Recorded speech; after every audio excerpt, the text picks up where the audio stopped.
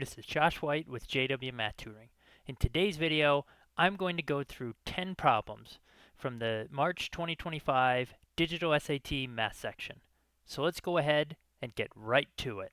But life is a dream the calculus could never predict.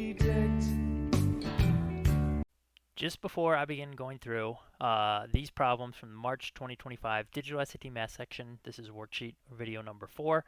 Please keep the following things in mind. First, of course, if you like this video, please do give it a thumbs up, subscribe to my channel, and sign up for notifications. Second, I have gathered these problems primarily from Reddit.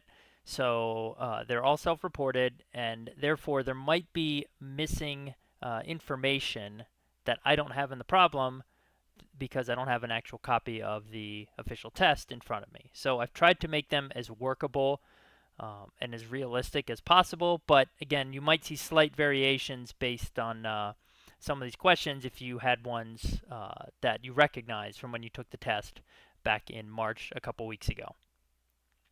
Related to that, I'm going to be doing probably most of the questions as student-produced response or free response.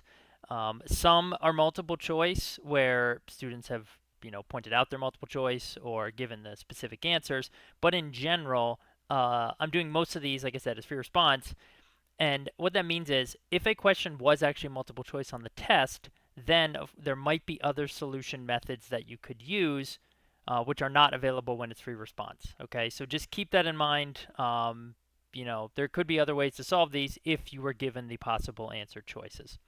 The next thing is there's a PDF file which will be linked in the description of the video and in a pinned comment to these problems, to the the worksheet that has them on it. Also, make sure you check out the videos to the other problem sets from this March 2025 test. Basically worksheets videos 1, 2, and 3. Just lastly, also, if you're looking to improve your knowledge of Desmos, check out my Ultimate Desmos Guide to Digital SAT Math. Over 3.5 hours of tips and tricks and instruction, and also 45 practice problems to help you ace the Digital SAT Math section. All right, so with all being said, let's go ahead and get started here on problem number 1. All right, so here we have a rational function with some constants in it. They give us 2 points that it goes through, and they tell us basically one of these points, notice, is an x-intercept, 11, 0. And essentially there's another x-intercept, that the v of q equals 0, i.e. you plug in some value for x, it's going to be 0 as your output. What is this value of q? Where is the other x-intercept happening? Okay, so this one might look complicated, but it actually is not complicated at all, either by hand or in Desmos. So first I'll show you how to do it by hand. Basically, the way to do this is first, notice that if you plug in 0 for x into this whole thing, okay, on the bottom you're going to get negative 7 times negative 17. On the top, this becomes 0, this becomes 0. So you literally just get c. And the output is equal to 99 over 119. Well, if you go to Desmos, you should see that negative 7 times negative 17 is just 119. So in other words, these parts match up perfectly, and c is just equal to 99. All right?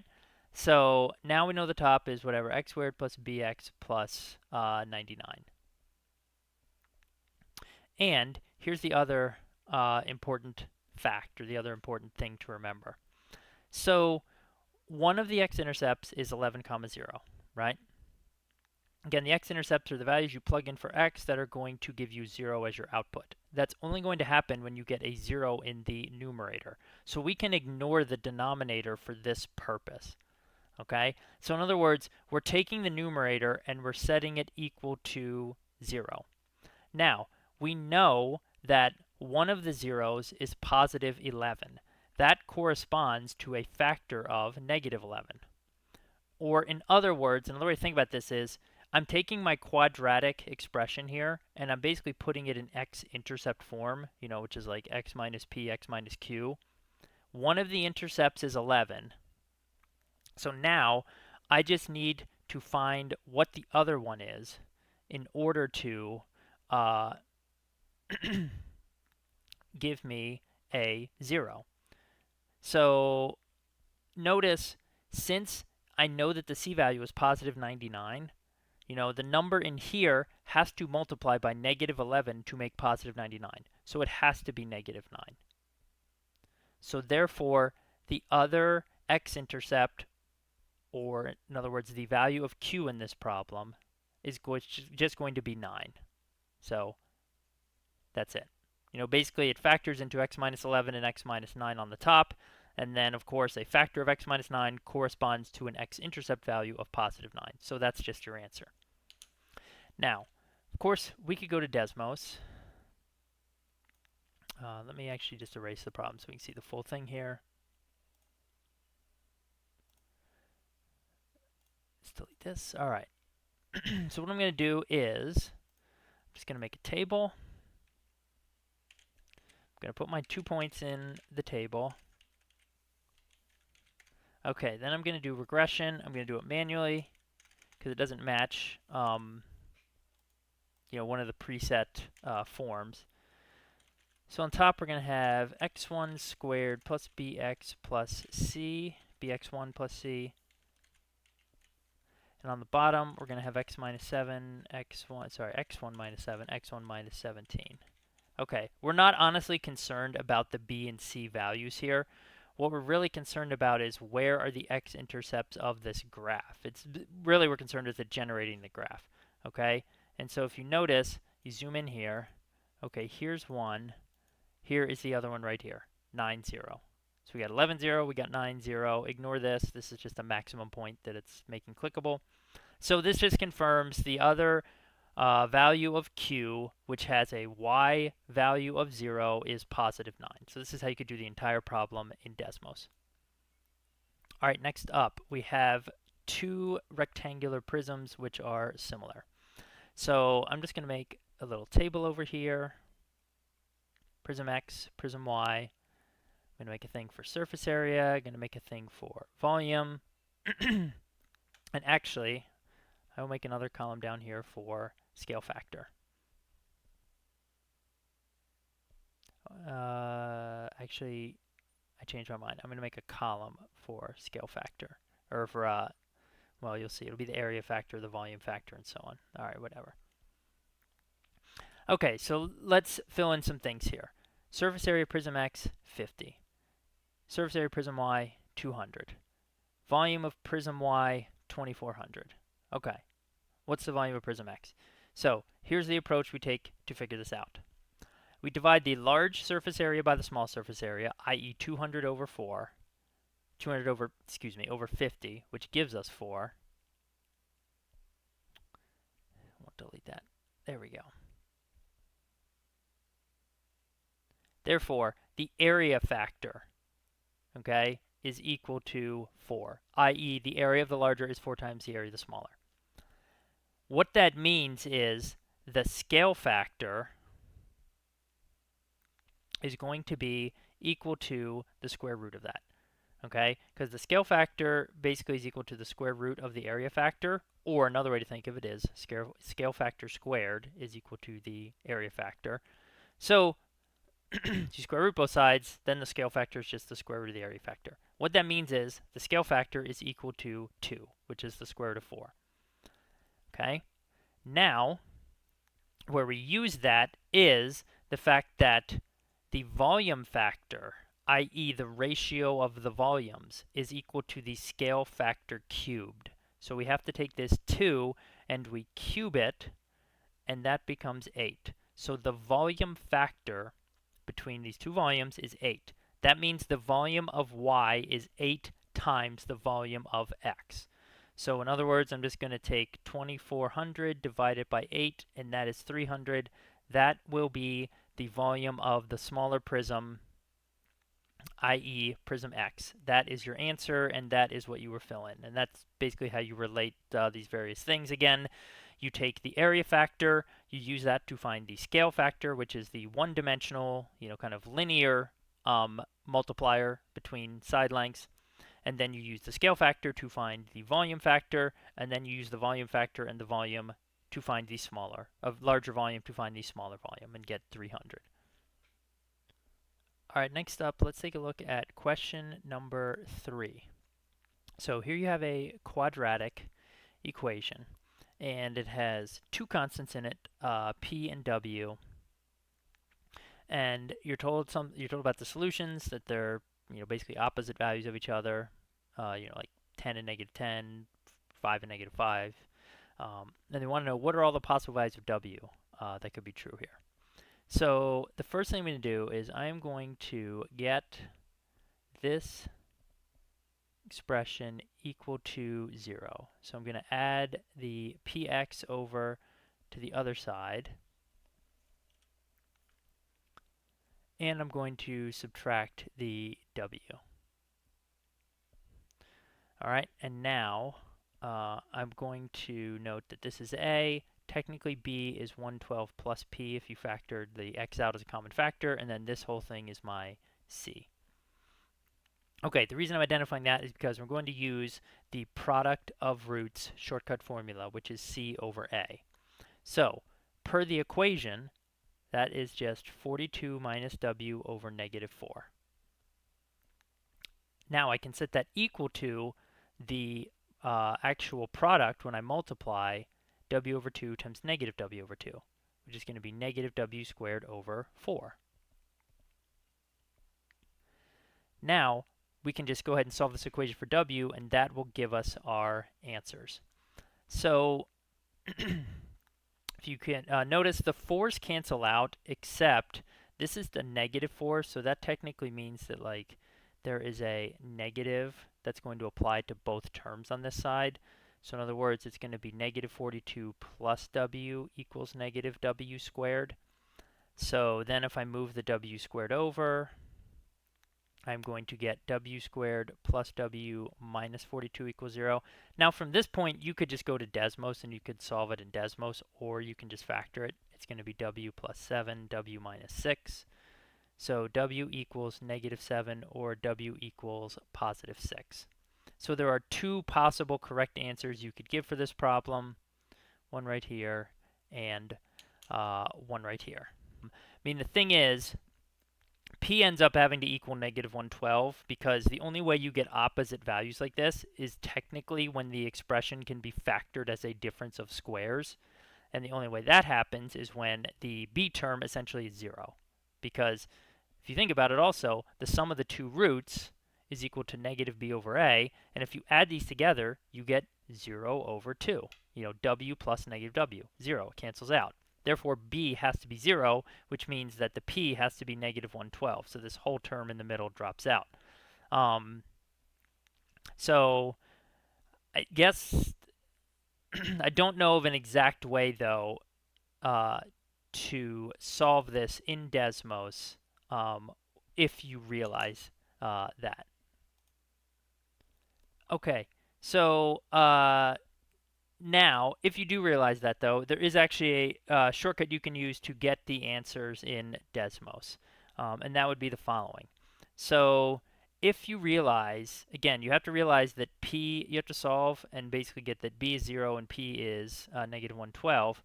Notice then what you're left with is -4x1 squared, I'm just going to use regression here, plus 42 minus w, and we're going to regress that to 0. Okay. Now, we also know, though, that x1, one of the solutions to this, is just w over 2. So notice when I do that, it gives me one of the possible answers here of positive 6. Let's see if I put in this qualifier, and then if I do this, okay, and I say, well, w has to be negative. All right, there's my second answer of -7. So that's how you could solve this in Desmos. However, I believe you do need to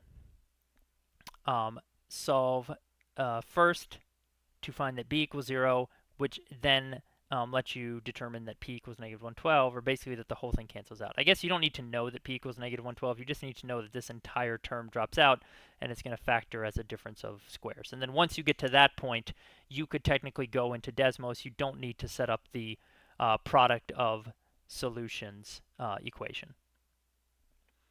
All right, let's talk next about the odd consecutive integer problem. It's number 4 in this worksheet. So the odd consecutive integers are going to be x, x plus 2, x plus 4, and x plus 6, where x is the smallest one. And then we are going to basically set up an inequality and solve it from there. So, excuse me, we know that 23 times the third integer, which would be this, okay, is no more than. No more than is basically just an alternate way of saying less than or equal to. And then 40 less than the sum of, so we're going to add two things together. We're going to add together the first and the fourth. So the sum of the first and the fourth. And then we put the minus for the less than. Now, once you have this, you can just go straight to Desmos. You can just type this whole thing in, and you can see what your answer is going to be. But if you're going to solve it out by hand, it's going to be 23x plus 92 is less than or equal to 2x plus 6 minus 40. This becomes negative 34. And now I subtract over, I get 21x.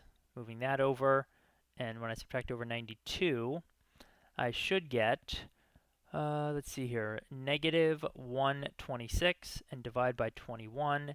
X is less than or equal to negative 6.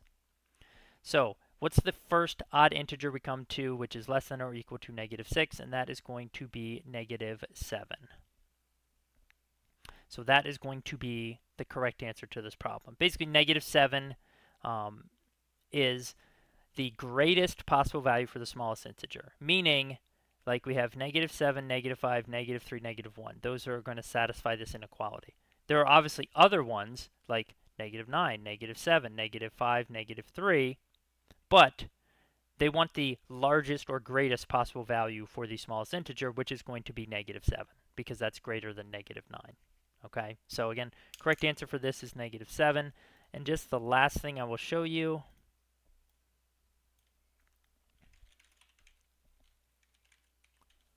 again, you could type this whole thing into Desmos, and you can see it gives you vertical lines for your inequality right here. Basically, x is less than or equal to negative 6, so the first odd integer you come to is negative 7, and that's the correct answer.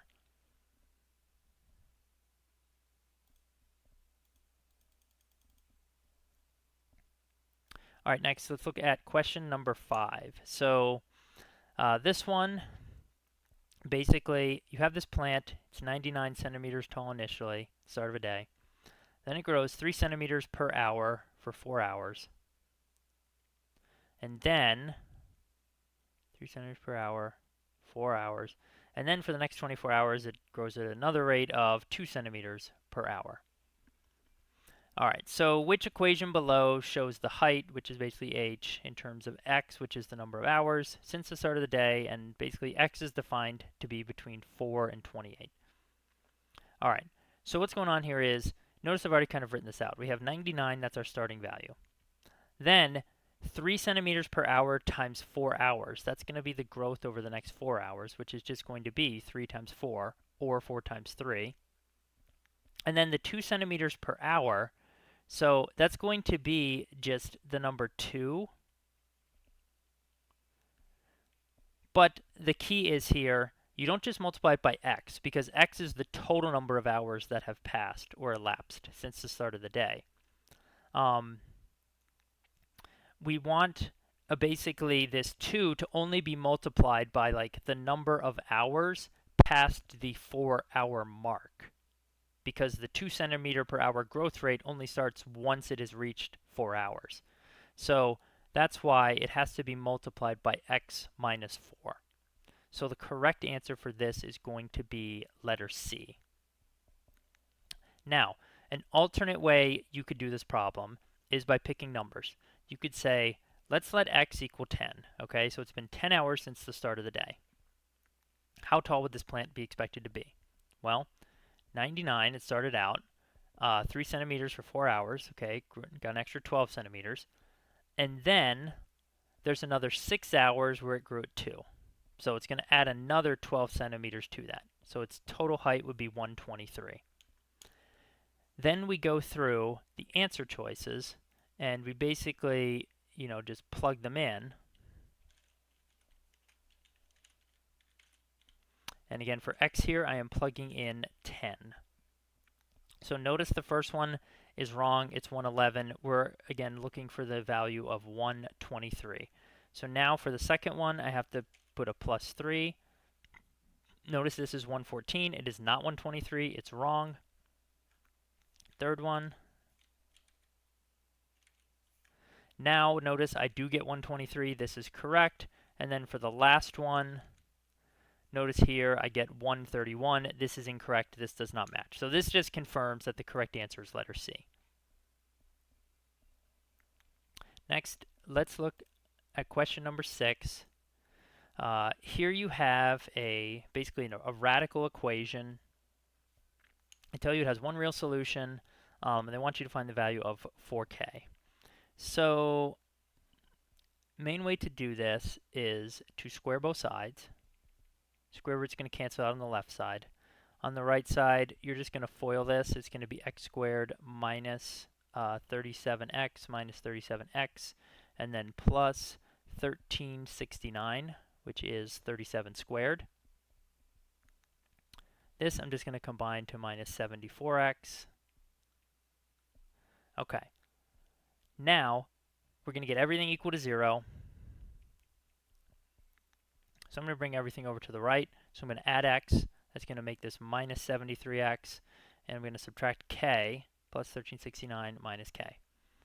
Now, for a lot of these quadratics where it talks about one real solution, or no real solutions, or at least two real solutions, most of the time, what you're going to do is you're going to evaluate the discriminant, meaning you're going to do b squared minus 4ac, and then see what you get when you solve that. And it might be an equation, it might be an inequality greater than or equal to, depending on the situation. So for this problem, we're going to do b squared minus 4ac, and we need it to equal 0. That's what happens when there is one real solution. This expression, the discriminant, is equal to 0. So we're going to have negative 73 squared minus 4 times 1, and then again, c, remember, is these two terms together, 1369 minus k. All right, so now if we go ahead and multiply this out. Now, at this point, you honestly could go to Desmos, and you could just solve it in there. And I'll show that in a second. If you do the actual numbers, it becomes, let's see, it's 5329 minus 5476 plus 4k equals 0. This becomes negative 147, and then you add it to the right side, so you get 4k equals 147. And notice that's the answer, because they're asking for 4k. They're not asking for k. So one thing to keep in mind, too, is that if you just take the discriminant, delete this whole thing.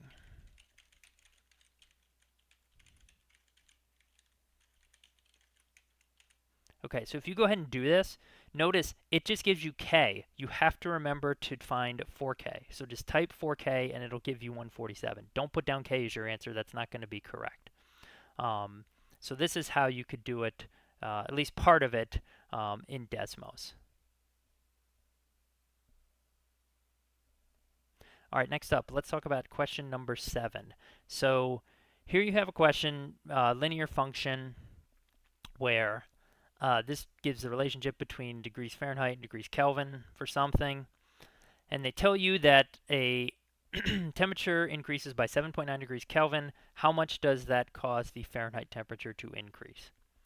So the short, quick, easy way to do this, or to notice what you do here, is basically this is essentially your slope, because this is what's multiplied by your k, your input variable. So really, you just take 9.6 and you multiply it by 7.9, and that comes out to 75.84, and that's your answer, and that's it. You're really just multiplying your slope by your change in x.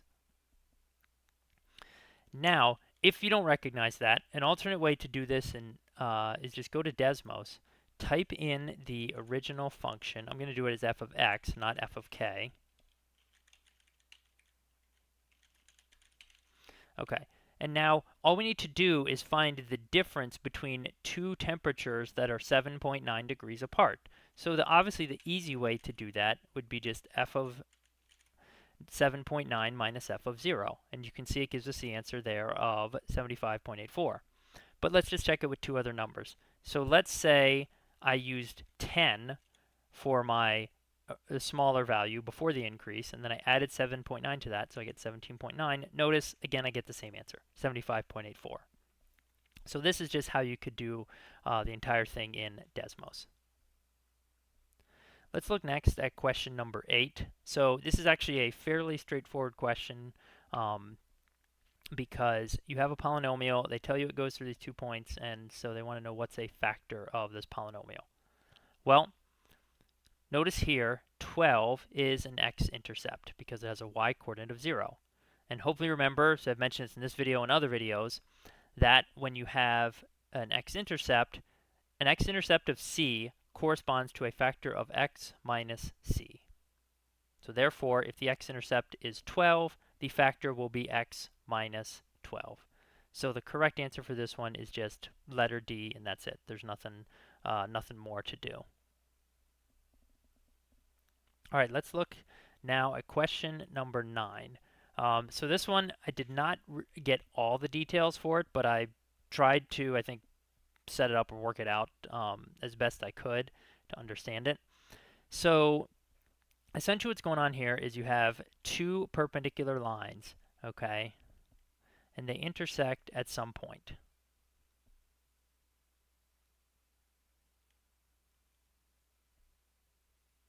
You know, picture whatever looks right, looks like something like this. All right, let's say this is line K. Okay, this is line L. And they tell you line K has a slope of m, and here's the other important point. I'm assuming it told you it's a non-zero value for the slope of m, because if line K had a slope of 0 like this, so in other words, like K was horizontal and L was perpendicular, well, then this question wouldn't make sense because every value for L would just be the line x equals 6. Okay, so none of these points would be on it. So that's why I put that qualifier in there. All right, so now, which of the following points does L pass through? So here's the thing. The slope for K is m. L is perpendicular to that. That means the slope for line L will be the opposite reciprocal, or -1 over m. All right? So what that means is, basically, if you think about -1 over m, if you think about just like putting this over 1, and then think about this whole thing as the change in y, and then this is like your change in x, you know, because slope is rise over run, change in y over change in x. You're going from 6 to 7. So your delta x equals 1, right? You're adding 1 to move from x value 6 to x value 7. So that means your y value is going to change by this amount. So you're going to take the 3 that you're at originally, and you're going to add to that the -1 over m. So the correct answer for this problem is letter A. Now, let's look at some specific examples in Desmos to see how we could just confirm this. So I am going to first just make up a line for K. So I'm just going to do linear regression. I'm going to give a slope of 2, and it has to go, and it goes through this point. Okay, so I could pick whatever slope I wanted. I just picked 2. So notice that this goes through this point, and it has a non-zero slope. That's the only thing that's required. So this is line K. Now, for line L, it's going to go through the same point, 6, 3. I'm going to add a new table, though.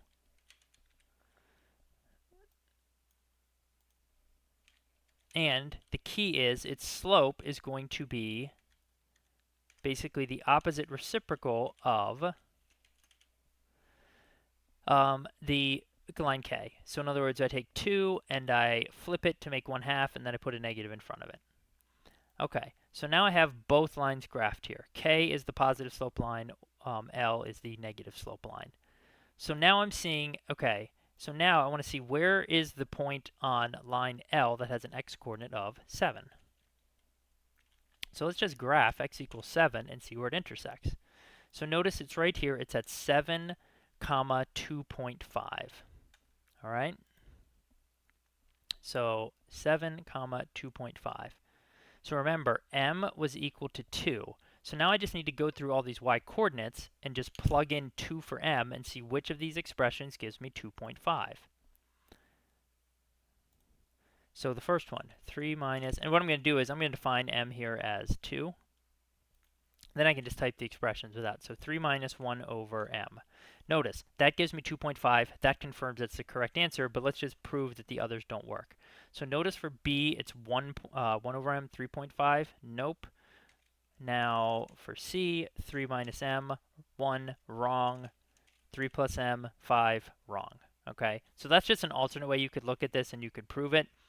And the same thing is going to be true. Like, I'll just show you quickly. Let's say I make the slope of line K negative, and now that makes the slope of line L positive.